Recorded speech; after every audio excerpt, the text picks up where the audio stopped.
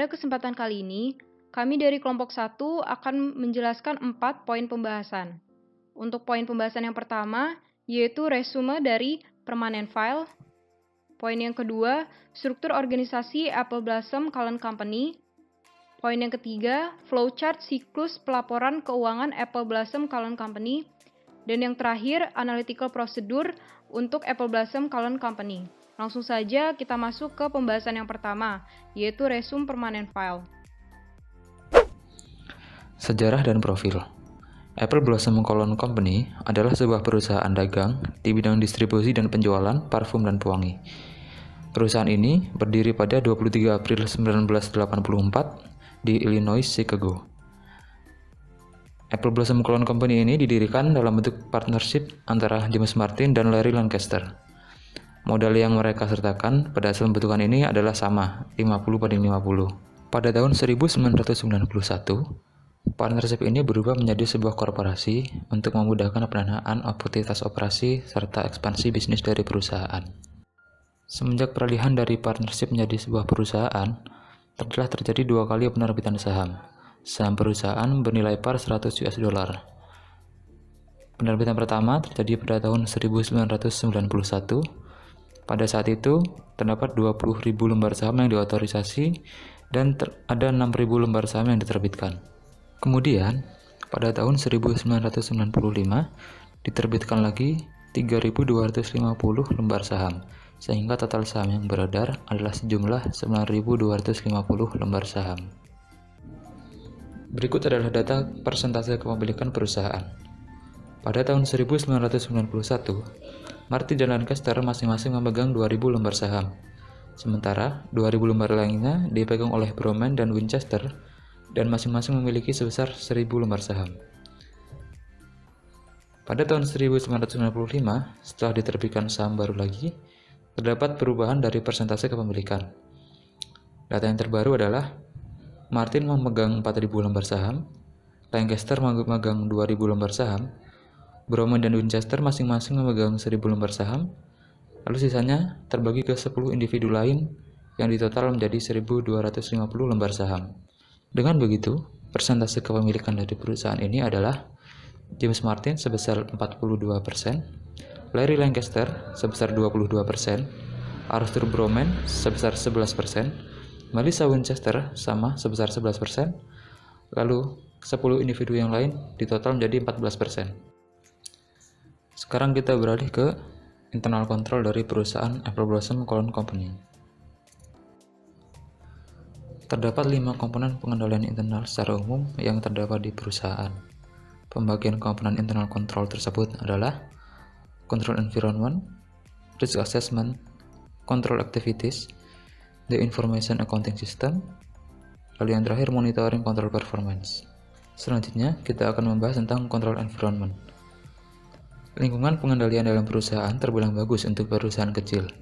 Manajemen menciptakan kondisi lingkungan yang mampu meningkatkan efektivitas kebijakan dan prosedur perusahaan. Berikut adalah komentar auditor terhadap lingkungan pengendalian yang ada di perusahaan. Untuk integritas dan nilai etis, seluruh karyawan perusahaan memiliki standar yang tinggi atas integritas dan nilai etis. Komitmen terhadap kompetensi, perusahaan memiliki personil yang terlatih dan kompeten. Kemudian audit komite. Perusahaan kecil seperti ini tidak begitu memerlukan komite audit formal. Meski begitu, pengelola dan bendahara terus memonitor perkembangan keuangan dari perusahaan. Filosofi manajemen. Kepala departemen secara periodik membahas kebijakan umum dan finansial kepada karyawan. Dengan begitu, informasi dapat tersebar dan semua orang dapat memahami tugas-tugasnya. Struktur organisasi. Tidak ada struktur formal karena ukuran yang kecil. Namun, setiap individu memahami tugas dan tanggung jawabnya masing-masing. Otoritas dan tanggung jawab.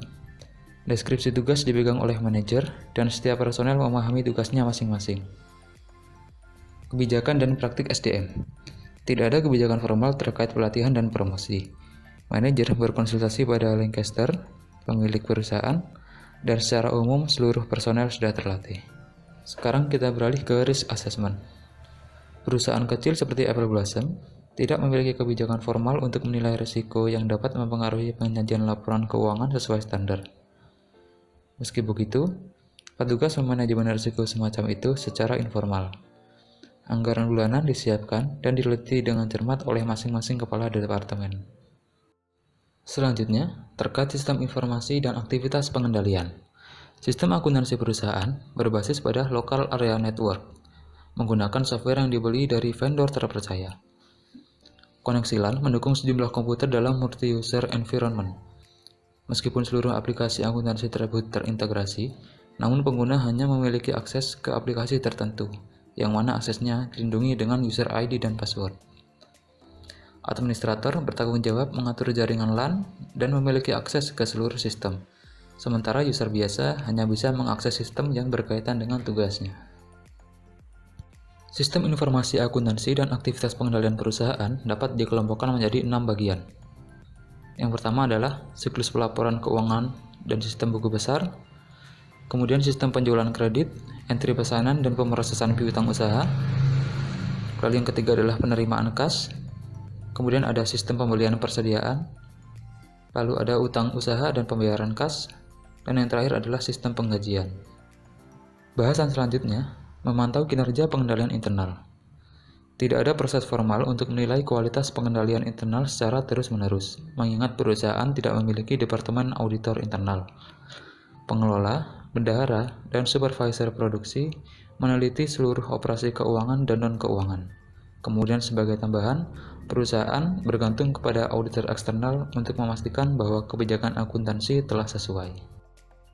Baik, di sesi ini kita akan membahas bagaimana membuat struktur organisasi Apple Blossom berdasarkan narasi yang ada di permanent file. Kita mulai dari President of the company, Larry Lancaster. Di sini dijelaskan bahwa dia bertanggung jawab untuk melapor ke Dewan Direksi. Berdasarkan narasi tersebut, maka kita bisa membentuk struktur organisasi seperti ini. Selanjutnya, kita bisa menemukan kepala dari masing-masing departemen dari narasi ini. Diketahui kalau Terry Freitag adalah superintenden produksi, Alan Jacob adalah manajer penjualan, Parker Shelton adalah controller departemen akuntansi, dan Dillian Stockton adalah treasurer. Terakhir adalah Louise McWhorter sebagai sekretaris kepala departemen administrasi. Mereka berlima bertanggung jawab langsung di bawah presiden perusahaan. Maka kita bisa melanjutkan pembuatan struktur organisasi menjadi seperti ini.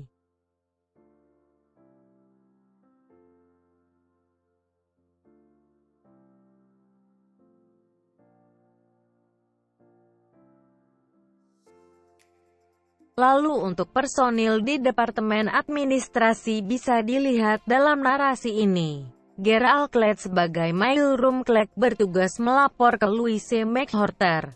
Ini menandakan bahwa dia berada di bawah kuasa Louise secara struktural. Maka kita bisa melanjutkan pembuatan struktur organisasi seperti ini.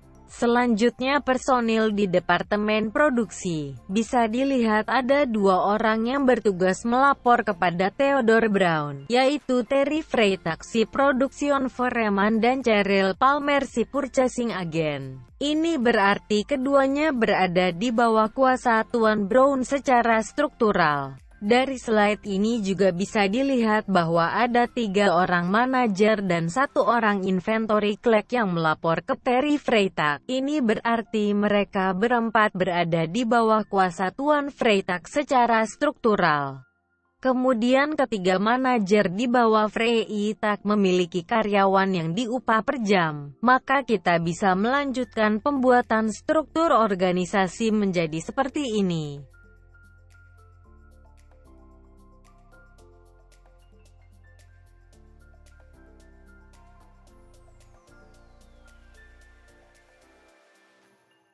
Selanjutnya personil Departemen Sales. Terdapat 2 orang yang melapor kepada Alan Jacob si manajer penjualan, yaitu sales staff dan Brenda Robertson si manajer kredit.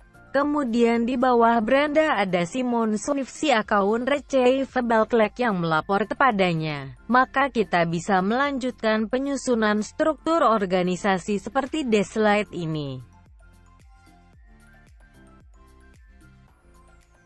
Di Departemen Akuntansi terdapat 2 orang personil yang melapor kepada Parker Shelton, yaitu Donald McKenna di Bookkeeper dan Dave Dulce Accounts Payable Clerk. Kita dapat melanjutkan penyusunan struktur organisasi menjadi seperti ini.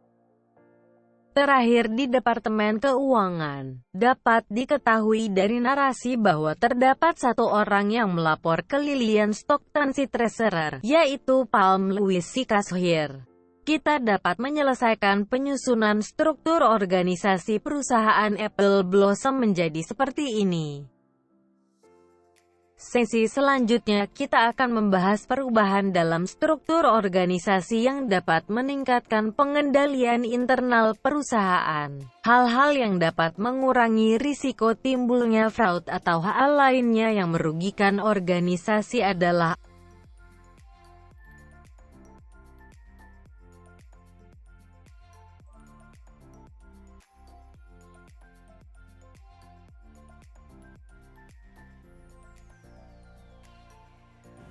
Berikut adalah flowchart yang menggambarkan siklus laporan keuangan milik perusahaan Apple Blossom Cologne. Siklus ini melibatkan beberapa pihak, diantaranya bookkeeper, staf akuntansi yang terdiri dari bagian cash disbursement, accounts payable, cash receipt, dan sales order entry, accounts receivables. Kemudian ada pihak controller, president, and other manager. Siklus laporan keuangan milik perusahaan ini dimulai dari pencatatan jurnal entry oleh bookkeeper untuk jenis transaksi tidak berulang atau non-recurring. Sedangkan untuk jenis transaksi yang berulang atau recurring dilakukan oleh masing-masing staf akuntansi di bagian-bagiannya. Setiap masing-masing staf akuntansi di bagian-bagiannya akan melakukan pencatatan jurnal untuk pada jurnal voucher. Kemudian, pencatatan jurnal itu menggunakan software akuntansi lain dan akan menghasilkan file transaksi harian. Kembali lagi ke bookkeeper, setelah mencatat jurnal entry pada jurnal voucher, yaitu transaksi yang tidak berulang, bookkeeper akan meminta persetujuan atas jurnal voucher tersebut kepada controller. Selanjutnya, bookkeeper akan mencatat jurnal entry ke dalam aplikasi dan secara otomatis jurnal tersebut akan terupdate ke file induk General Ledger. Staf akuntansi menghasilkan file jurnal entry-nya yang masing-masing saling terintegrasi dan controller akan meninjau dan menyetujui jurnal entry tersebut. Setelah mendapat persetujuan, software akuntansi secara otomatis akan memposting jurnal entry tersebut ke file induk General Ledger. Lalu, bookkeeper juga akan membuat daftar jurnal entry harian yang juga perlu disetujui oleh controller. Sebagai dokumentasi, setiap hari bookkeeper mencetak seluruh daftar jurnal entry atas transaksi dari masing-masing staf akuntansi.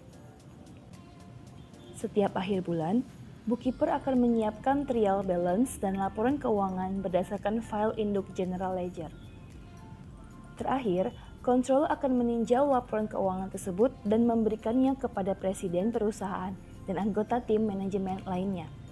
Begitulah siklus laporan keuangan milik perusahaan Apple Blossom Cologne yang digambarkan melalui flowchart. Analytical procedure dilakukan untuk membantu proses planning dalam audit. Analisis ini dilakukan untuk mengidentifikasi masalah yang mungkin dapat terjadi selama proses audit berlangsung. Proses ini akan membantu menentukan sifat, tingkatan, dan pemilihan waktu dalam pengujian audit. Biasanya, analytical procedure ini dilakukan dengan membandingkan data keuangan tahun berjalan dengan tahun sebelumnya, analisis rasio keuangan, dan pemeriksaan keterkaitan dari informasi keuangan dan non-keuangan. Membandingkan data keuangan dapat dilakukan dengan change analysis dan common size analysis. Change analysis dilakukan dengan cara menghitung selisih jumlah nominal suatu akun pada tahun berjalan dengan tahun sebelumnya. Setelah itu, baru dapat dihitung persentase kenaikan atau penurunan yang terjadi. Sebagai ilustrasi, berikut telah disajikan neraca dan laporan laba rugi dari perusahaan Apple Blossom. Hal pertama yang harus dilakukan adalah menghitung selisih saldo akun cash Big City National Bank pada tahun 2003 dengan saldo pada tahun 2002, yaitu 846.541 dikurangkan dengan 513.617 atau sebesar 332.924. Setelah itu, persentase kenaikan dapat dicari dengan cara membagi 332.924 dengan 513.617, yaitu sebesar 64,82%. Begitupun seterusnya untuk semua akun, baik pada neraca maupun laporan laba rugi. Sedangkan common size analysis dilakukan dengan cara menghitung persentase setiap akun yang ada pada income statement terhadap gross sales.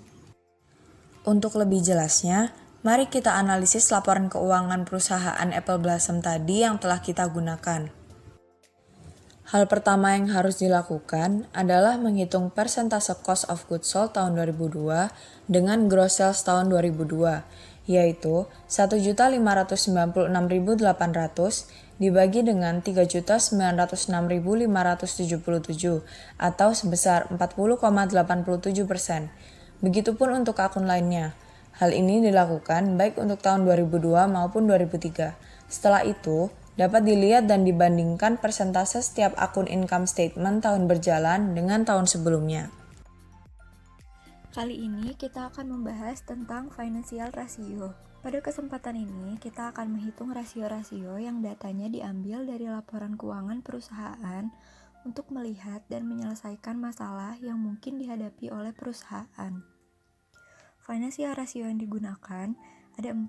Yang pertama, liquidity ratio, yaitu rasio yang menunjukkan kemampuan atau kesanggupan perusahaan dalam memenuhi kewajiban atau utang jangka pendek. Yang kedua, ada activity ratio, berfokus pada beberapa aset yang dimiliki oleh perusahaan. Yang ketiga, ada profitability ratio, berfungsi untuk mengukur kemampuan perusahaan dalam mendapatkan keuntungan atau laba dan berkaitan erat dengan kelangsungan hidup suatu perusahaan. Yang keempat, ada leverage ratio, adalah rasio keuangan yang menunjukkan tingkat utang yang telah dikeluarkan oleh suatu badan usaha atau bisnis. Laporan keuangan yang kita gunakan, yang pertama ada income statement dan statement of financial position. Karena pada financial statement perusahaan belum mengklasifikasikan antara current asset dan non-current asset, maka kita perlu mengklasifikasikan antara current dan non-current baik aset maupun liabilitasnya. Yang pertama ada current asset. Current asset berawalan angka 1 untuk nomor akunnya. Dan di sini ada per audit dan per books. Per audit untuk 2002 dan per books untuk 2003. Current liabilities, nomor akun awalannya adalah angka 3. Net trade account receivable adalah jumlah dari account receivable dikurangi dengan allowance for bad debts. Yang terakhir ada net cash. Net cash di perusahaan ini terbagi menjadi 3 akun. Yang pertama cash di Big City National Bank, yang kedua ada cash di Second National Bank, yang ketiga ada petty cash. Ini merupakan financial ratio yang kelompok kami buat dan telah hitung menggunakan rumus-rumus yang telah dijabarkan di slide-slide selanjutnya. Di sini ada median industri. Median industri di sini merupakan perbandingan antara apakah perusahaan beroperasi secara baik. Yang pertama, kita bahas tentang liquidity ratio. Liquidity ratio terbagi menjadi 2, yaitu current ratio dan quick ratio. Current ratio rumusnya adalah current asset dibagi dengan current liability. Sedangkan quick ratio rumusnya adalah cash ditambah net trade account receivable ditambah marketable securities. Jumlahnya dibagi dengan current liabilities. Ini merupakan angka-angka yang kita dapatkan dan nanti kita bandingkan dengan median industrinya untuk melihat apakah perusahaan ini beroperasi secara wajar. Yang kedua ada activity ratio. activity ratio terdiri dari 5 rasio yang akan kita bahas, yaitu account receivable turnover, yang kedua ada days receivable, yang ketiga ada inventory turnover, yang keempat ada days inventory, dan yang kelima ada asset turnover.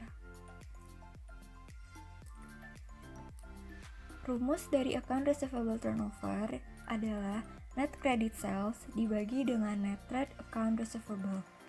Di sini, net credit sales merupakan jumlah sales atau jumlah net sales. Karena pada perusahaan ini, penjualan barangnya dilakukan secara kredit seluruhan.